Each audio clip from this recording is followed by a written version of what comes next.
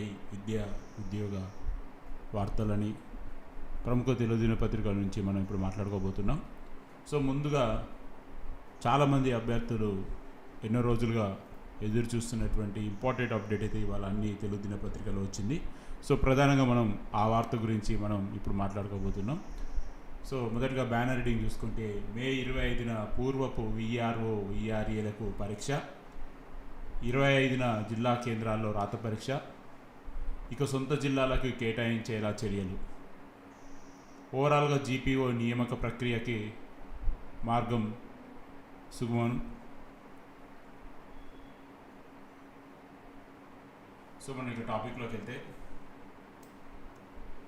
So చాలామంది అభ్యర్థులు, చాలామంది నిరుద్యోగులు ఎప్పుడెప్పుడు ఆయన ఎదురు చూస్తున్నటువంటి జీపీఓ ఎగ్జామ్ అయితే ఒక కొలిక్కి వచ్చినట్టు మనం భావించవచ్చు. ఎందుకంటే దాదాపు 10,900 పోస్టుల వరకు అప్రాక్సిమేట్లీ ఖాళీలు ఉన్నట్టుగా గవర్నమెంట్ తెలిపింది. అందులో పూర్వపు విఆర్ఓ విఆర్ఏల నుంచి వచ్చిన అప్లికేషన్స్ అరౌండ్ 6,000 ప్లస్ ఉన్నాయి.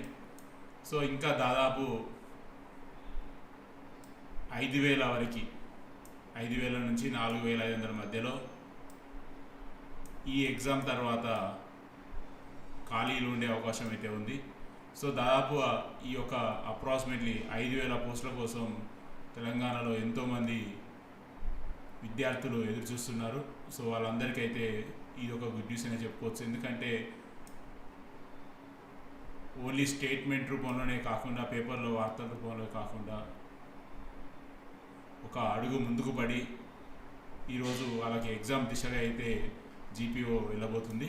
సో వాళ్ళకి ఎగ్జామ్ పెట్టిన తర్వాత వేకెన్సీస్ అన్నీ కూడా ఒక క్లారిటీ వస్తుంది. ఎంతమందిని దీనిలో గత వారితో ఫిలప్ చేశారు, ఇంకా ఎన్ని ఖాళీలు ఉన్నాయి, దాన్ని మరి డైరెక్ట్ రిక్రూట్మెంటు టీజీపీఎస్సీకి ఇస్తారా లేకపోతే ఒక స్పెషల్ డిఎస్సీ లాగా వాళ్ళే కండక్ట్ చేస్తారా అన్నది.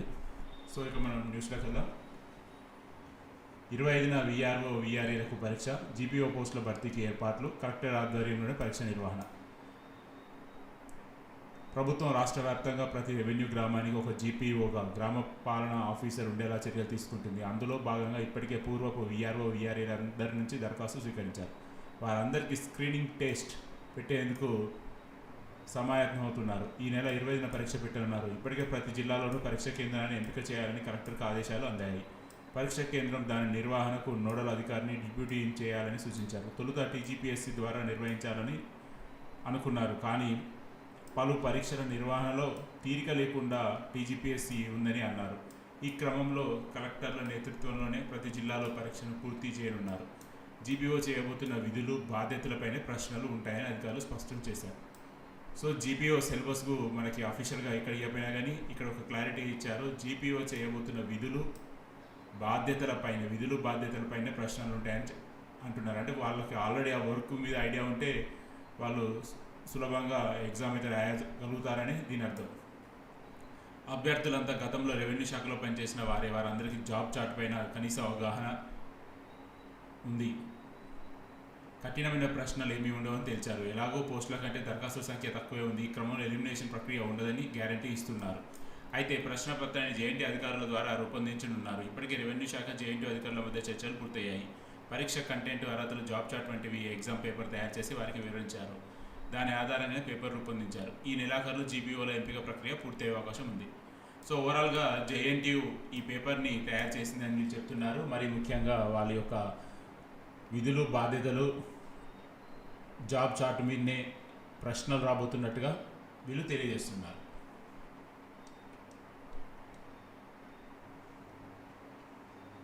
సో ఇది ఉమ్మడి కరీంనగర్ జిల్లాకు సంబంధించిన ఒక వార్త అయితే డైరెక్ట్ ఇవ్వడం జరిగింది. గ్రామ రెవెన్యూ వ్యవస్థ బలోపేతం చేసే దిశగా రాష్ట్ర ప్రభుత్వం తీసుకొచ్చినట్టు జీపీఓ నియామక ప్రక్రియ కొలిక్కి వస్తుంది. ఇతర శాఖల నుంచి సర్దుబాటు అయిన పూర్వ విఆర్ఏ విఆర్లను ఇటీవల మరోమారు ఆన్లైన్లో దరఖాస్తులు తీసుకున్నారు. సొంత జిల్లా వదిలి ఇతర జిల్లాలకు వచ్చిన వారిని తిరిగి స్వస్థలాలకు పంపే కసరత్తు చేస్తుండడంతో హర్షం వ్యక్తమవుతుంది. ఈ నెల 25న జీపీఓ పరీక్ష నిర్వహించేందుకు అధికారులు ఏర్పాట్లు చేస్తున్నారు. ఇప్పటికే జిల్లా కేంద్రంలో 2 పరీక్షా కేంద్రాలను గుర్తించగా ప్రభుత్వం నివేదించారు. 175 మంది పరీక్ష రాయనున్నారు. సో కరీంనగర్లో 2 సెంటర్లను అయితే వీళ్ళు గుర్తించారని వీళ్ళు చెప్తున్నారు. అదేవిధంగా 175 మంది జీపీఓ ఎగ్జామ్ రాయబోతున్నట్టుగా వీళ్ళు చెప్తున్నారు.